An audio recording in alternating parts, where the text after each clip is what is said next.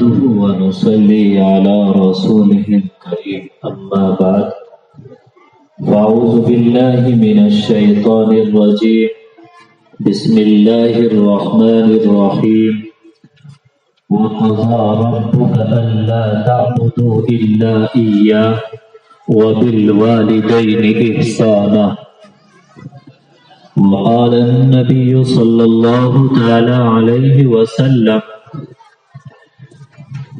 رضا الرب في رضا الوالد وسخط الرب في سخط الوالد او كما قال عليه الصلاة والسلام۔ معزز حضرات سامعین اعظام اور اسٹیج پر تشریف فرما اکابر علماء کرام، بالخصوص تقوی و طہارت کے پیکر نمونہ اسلاف حضرت اقدس الحاج مولانا محمد عارف صاحب دامت برکاتہم العالیہ، اسی طریقے سے حضرت مولانا محمد طاہر صاحب، میرے بہت ہی مخلص دوست مفتی محمد تصور صاحب، قاری محمد ارشد صاحب اور دیگر علماء یہاں تشریف فرما ہیں۔ یکے بعد دیگرے ان سبھی علماء کرام کے بیانات سے ہم سب کو مستفید ہونا ہے۔ ابھی میں نے آپ حضرات کے سامنے قرآن کریم کی آیت کا ایک ٹکڑا تلاوت کیا ہے، اسی کے تعلق سے چند باتیں آپ کے گوش گزار کرنا ہے۔ یاد رہے کہ یہ تو ہم سب جانتے ہیں کہ اصل خالق و مالک اور پیدا کرنے والے تو اللہ تبارک و تعالی ہے، لیکن انسان کے اس دنیا میں آنے کا ذریعہ اور سبب وہ اس کے والدین بنتے ہیں۔ یہی وجہ ہے کہ جس طرح انسان پر اللہ تبارک و تعالی کو ایک ماننا اور اس کی عبادت کرنا فرض ہے، اسی طریقے سے اپنے والدین کے ساتھ محبت کرنا، ان کی اطاعت و فرما برداری کرنا یہ بھی فرض ہے۔ اور جس طرح انسان اللہ کی عبادت کر کے بے انتہا اجر و ثواب حاصل کر لیتا ہے، اسی طریقے سے ماں باپ پر ایک محبت بھری نگاہ ڈالنے سے حج مقبول کا ثواب حاصل کر لیتا ہے۔ جس طرح انسان اللہ کی عبادت کر کے اس کی رضا اور خوشنودی کو حاصل کر لیتا ہے، اسی طریقے سے والدین کی خدمت کر کے یہ انسان جنت حاصل کر لیتا ہے۔ جس طریقے سے اللہ تبارک و تعالی کے ساتھ کسی کو شریک ٹھہرانا، اللہ کی عبادت سے انکار کرنا یہ جرم عظیم ہے اور ایسا شخص بخشش کے لائق نہیں۔ اسی طریقے سے والدین سے محبت نہ کرنا، ان کے ساتھ حسن سلوک نہ کرنا، ان کی اطاعت و فرما برداری نہ کرنا یہ بھی جرم عظیم ہے اور ایسا شخص بھی بخشش کے لائق نہیں ہے۔ آپ اندازہ لگائیں کہ اللہ تبارک و تعالیٰ نے والدین کے مقام کو کتنا زیادہ بلند کیا ہے کہ اللہ تبارک و تعالیٰ نے قرآن کریم کے اندر جس جگہ پر صرف اور صرف اپنی عبادت کا حکم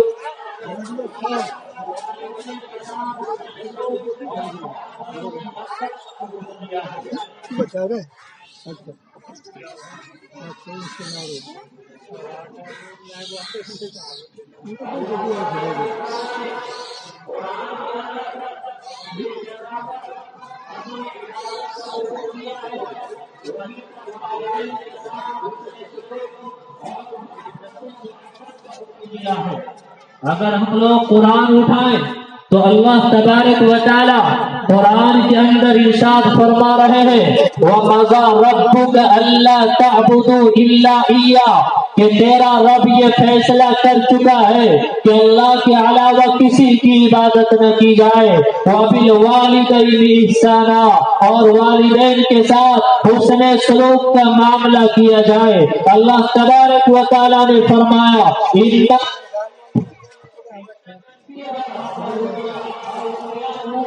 अगर तुम्हारे वालिदैन में से कोई एक या दोनों के दोनों बुढ़ापे को पहुंच जाए तो अल्लाह ताला फरमा रहे हैं कि गालियां देना ये बहुत दूर की बात है, उनके सामने ऊंची आवाज में बात करना ये बहुत दूर की बात है, उनकी शान में गुस्ताखी करना ये बहुत दूर की बात है, उनको झिड़कना ये बहुत दूर की बात है। अल्लाह ने फरमाया फला तकुल लहुमा, कि उनको उफ तक न कहो, वला तनहरुमा, उनको झिड़कना नहीं, और अल्लाह तबारक व तआला से उनके लिए दुआएं किया करो कि अल्लाह जैसे इन्होंने बचपने में मेरे ऊपर रहम किया है, ऐ अल्लाह बुढ़ापे की हालत में तो इनके ऊपर रहम फरमा।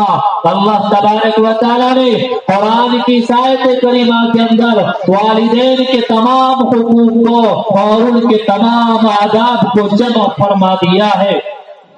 चुनांचे हदीस पाक के अंदर आता है कि एक मर्तबा एक शख्स नबी अलैहिस्सलातु वस्सलाम की खिदमत में हाजिर हुए और कहने लगे कि अल्लाह के नबी आप बताइए कि अल्लाह ताला के नजदीक सबसे ज्यादा पसंदीदा अमल कौन सा है। आप अलैहिस्सलाम ने फरमाया कि नमाज अव्वल वक्त में अदा करना। उन सहाबी ने कहा अल्लाह के नबी बताइए इसके बाद सबसे ज्यादा पसंदीदा अमल अल्लाह के यहाँ कौन सा है। और अल्लाह के नबी ने फरमाया कि वालिदैन के साथ हुस्न सलूक करना।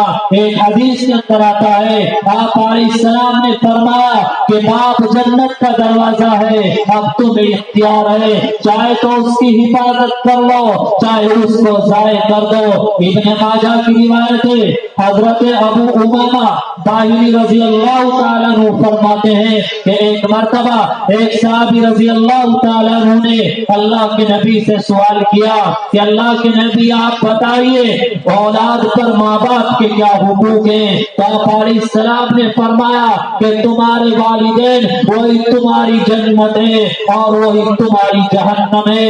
मतलब यह है कि उनकी इताअत और फरमा बरदारी ये जन्नत में ले जाने वाली है, उनके साथ नाज़ेबा सलूक करना उनकी नाफरमानी करना ये तुम्हें जहन्नम में ले जाने वाला है। इसके बाद एक सहाबी ने कहा कि अल्लाह के नबी अगर माँ बाप ने औलाद के ऊपर जुल्म किया हो क्या ये वही तब भी हो सकती है।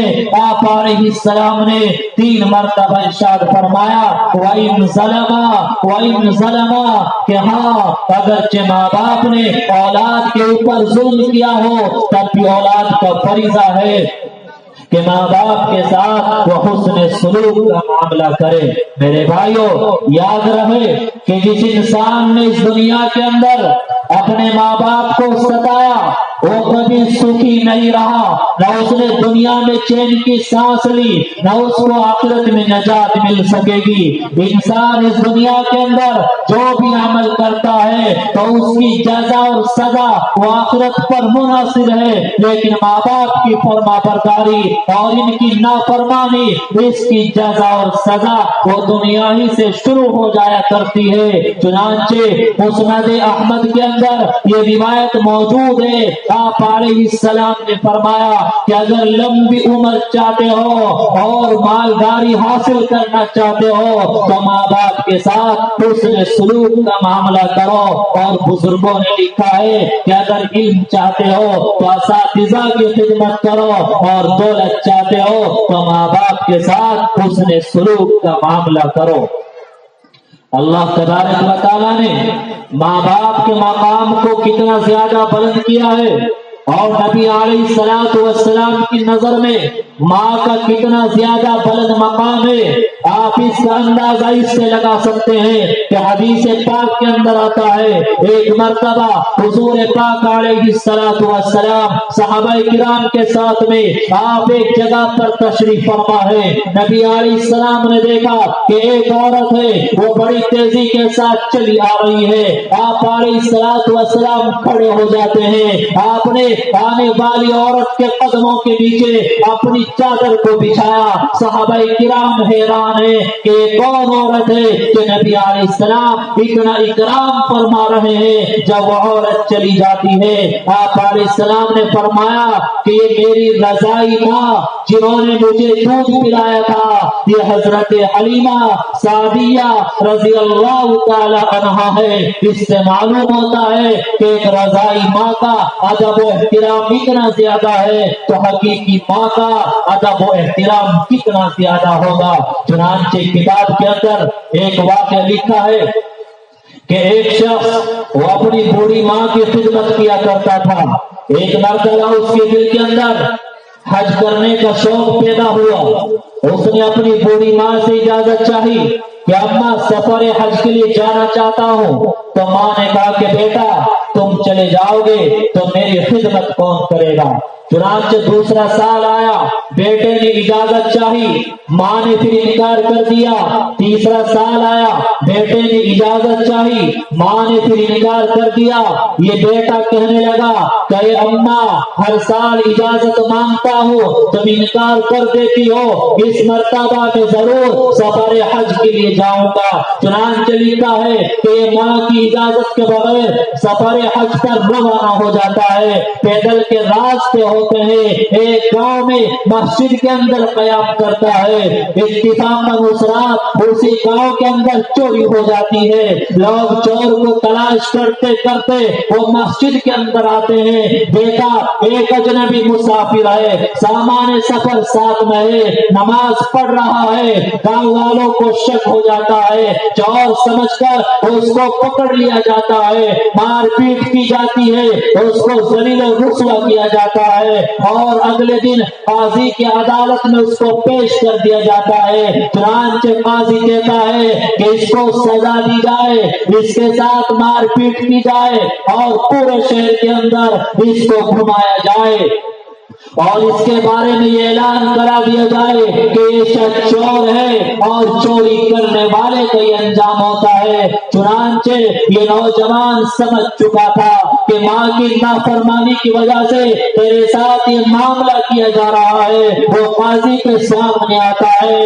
ہاتھ جوڑ دیتا ہے اور کہتا ہے کہ قاضی صاحب میرے بارے میں یہ اعلان نہ کرایا جائے کہ یہ چور ہے اور چوری کرنے والے کا یہ انجام ہوتا ہے، بلکہ میرے بارے میں یہ اعلان کرایا جائے کہ یہ شخص ماں کا نافرمان ہے اور ماں کی نافرمانی کرنے والے کا یہ انجام ہوتا ہے۔ میرے بھائیوں، جس انسان نے دنیا کے اندر اپنے ماں باپ کو ستایا وہ کبھی اس دنیا کے اندر چین و سکون کی زندگی نہیں گزار سکا ہے۔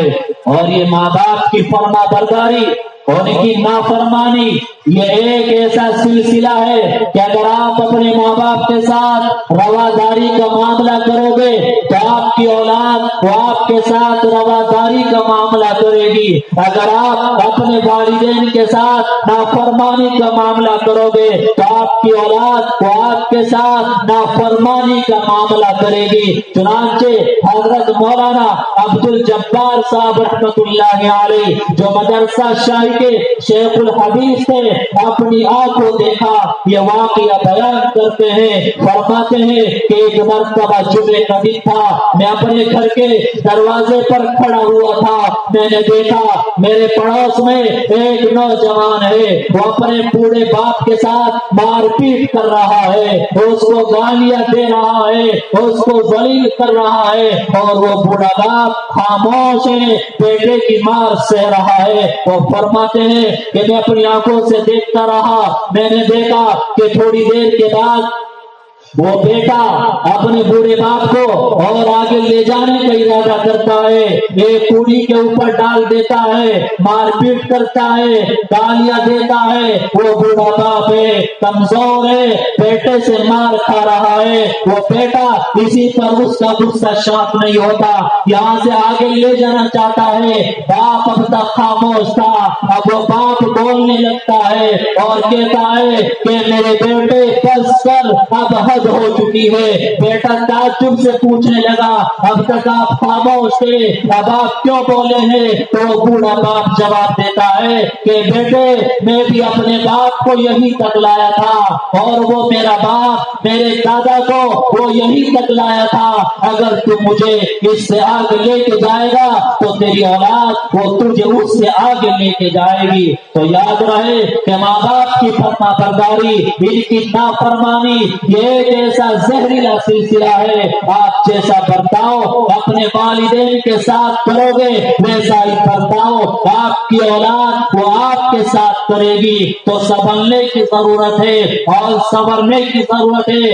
آج ہمارے بزرگوں کو، آج کے والدین کو یہ شکوہ اور شکایت ہے کہ اولاد وہ نافرمان ہے، اولاد بات ماننے کے لیے تیار نہیں ہے۔ آج یہ شکوہ اور شکایت ہے کہ بیٹا نشے کی طرف جا رہا ہے، بیٹا غلط راستے پہ جا رہا ہے۔ میرے بھائیوں ایک طرفہ بات اچھی نہیں ہوتی، جہاں آج کے نوجوان مجرم ہیں، جہاں آج کے نوجوان قصوروار ہیں، وہی آج کے والدین، آج کے ذمہ دار، آج کے ہمارے بڑے بزرگ وہ بھی برابر کے ذمہ دار ہیں۔ آپ ذرا سوچیں کہ آپ کا وہ بیٹا، آپ کی اولاد جس سے کبھی آپ نے بتایا نہیں ماں باپ کے حقوق کیا ہوتے ہیں، آپ نے بتایا نہیں رشتے داروں کے حقوق کیا ہوتے ہیں، آپ نے بتایا نہیں ماں باپ کا ادب و احترام کیا ہوتا ہے، گھر میں محبت پیار کیا ہوتا ہے، اختلاف کیا ہوتا ہے۔ جب آپ نے اپنے بچوں کو تعلیم نہیں دلائی تو اس کے مجرم آپ ہیں، اور اس کی وجہ سے آج آپ کی اولاد وہ آپ کی نافرمانی کر رہی ہے۔ میرے بھائیوں ایک واقعہ سنا کر اپنی بات کو ختم کر رہا ہوں۔ حدیث پاک کے اندر یہ واقعہ موجود ہے کہ ایک مرتبہ نبی علیہ السلام کے پاس ایک صحابی آئے، انہوں نے پوچھا تھا کہ اللہ کے نبی بتائیے ماں باپ کے حقوق کیا ہے؟ آپ علیہ السلام نے فرمایا تھا وہ تیری جنت ہے یا وہ تیری جہنم ہے، یعنی اطاعت و فرما برداری جنت